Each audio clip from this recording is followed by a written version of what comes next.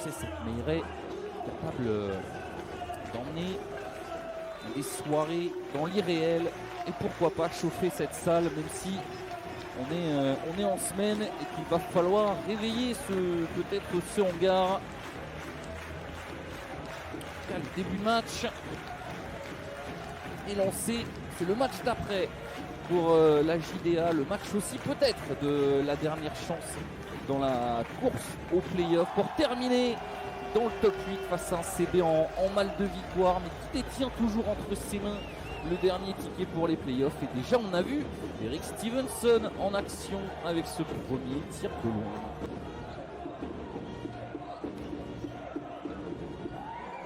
Oh, la passe un peu basse de David Holston pour Vitaly Chikoko et Tidjane Salin derrière. Vitaly Chikoko. Otokossi en force. Il a mis l'épaule.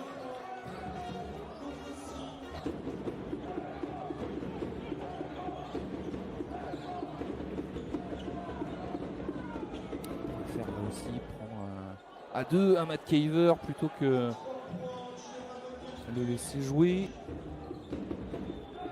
En l'occurrence à Matt Caver. Nouvel écran, Vitaly Chikoko, Nzekwesi un peu en retard. Et le même système que tout à l'heure. Et le même résultat pour Dijon. Encore une fois, un tir ouvert trouvé à l'opposé avec Vitaly Chikoko au short roll et Nzekwesi qui répond. Plus de 2 secondes de différence entre l'horloge de 24 et le chrono de ce premier quart-temps. Et la magnifique passe d'Emmanuel Nzekwesi qui sert Kimti, la relation intérieure-intérieure qui marche parfaitement.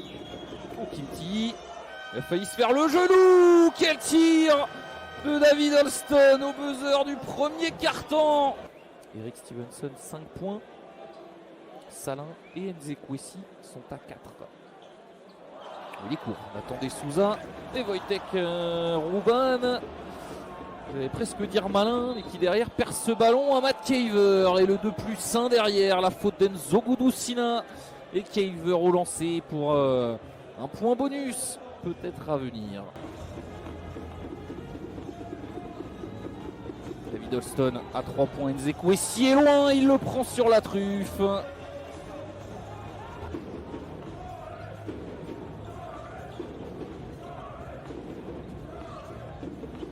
Duel Chikoko Nzekwesi en dessous.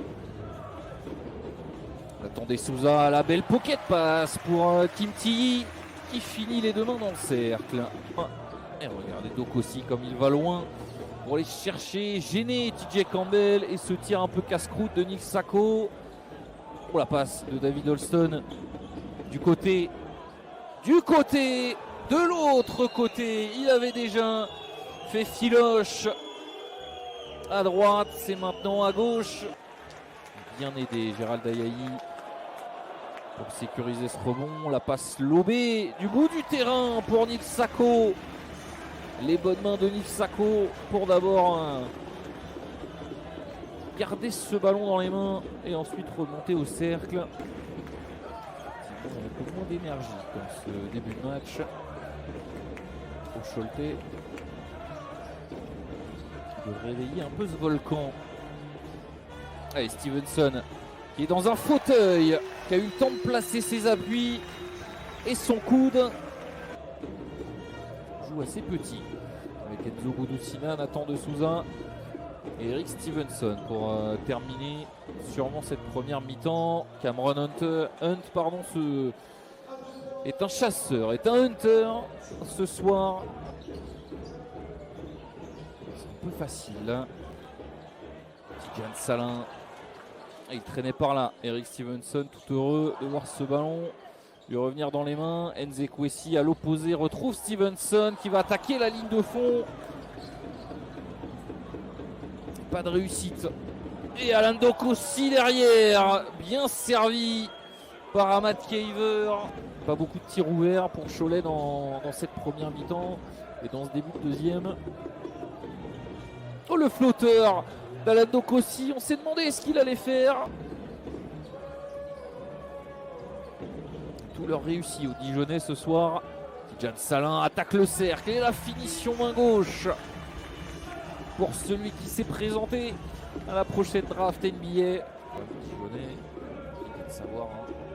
C'est Calin, Cameron Hunt. À l'opposé pour la main gauche, la papate gauche de Joshua Obiese. Nancy également qui joue ce soir.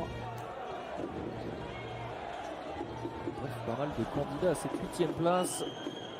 Dijon en est un aussi. Et Giovanni Niangé qui savait presque avant que ce ballon ne rentre dedans qu'il allait faire ficelle. Et n'oubliez pas également des playoffs d'Euroleague. Squeak, oh magnifique. Encore ce jeu à deux entre Cameron Hunt et Alan Dokossi qui se régale. Jamais à 50%, on attendait Souza. Alors que là c'est trop facile pour Alan Dokossi. L'Eurostep qui a si bien marché. Oh là là là là là là, c'est Nzogoudou Sina encore qui regagne son banc la tête basse. Mais ce très gros tir qui fait du bien. Avec son petit flotteur, c'est parfois atypique. Et c'est dedans. Nzogoudou Sina, pas de réussite, le ballon qui ressort. Nzekwesi à 3 points. Et c'est ficelle. Et Laurent Leniam, pas du tout content. Ça m'étonnerait pas que l'entraîneur dijonnais prenne un temps mort.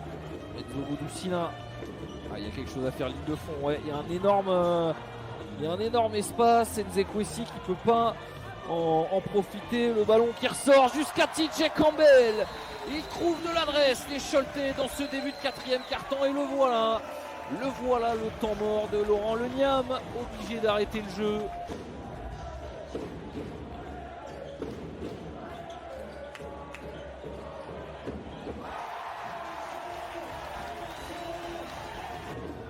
On a remis le duo Dokossi, Shikoko. Il y a de la taille entre Ilsako et Kimti. Et Shikoko encore une fois. Est-ce que le momentum est passé pour CB? David Holston à 3 points devant 2 joueurs. Oh, le rebond d'Alan Dokossi.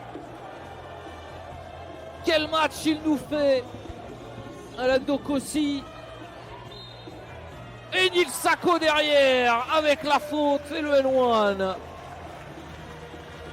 Ça peut être un dagger là. Oh, David Holston, j'ai cru qu'il allait prendre Cam Hunt qui est passé avec l'aide du déménageur Vitaly Shikoko.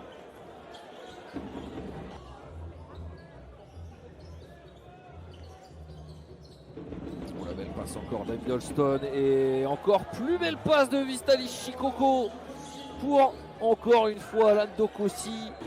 Onyangé qui a très bien tenu tous ces 1 contre 1 ce soir. TJ Campbell, Ilsako, et qui va provoquer la faute. Ah là, il va falloir faire un stop. Et ils le font pas. Ils le font pas, les Choletais. Alan Dokossi, encore une fois oublié. Ligne de fond, qui n'a plus qu'à monter les 2 mains vers le cercle. Et la dernière possession, Nathan Souza qui va finir tout de même sur une bonne note. Mais la JDA a été beaucoup trop forte, avait beaucoup plus envie de remporter cette rencontre que Cholet Basket. Les sifflets de la Meilleray après cette prestation choletaise. Cholet qui pourrait dire adieu à sa 8e place, la dernière qualificative pour les playoffs. Dijon qui y croit encore avec cette victoire et avec un Alan Dokossi en mode record, 23 points ce soir.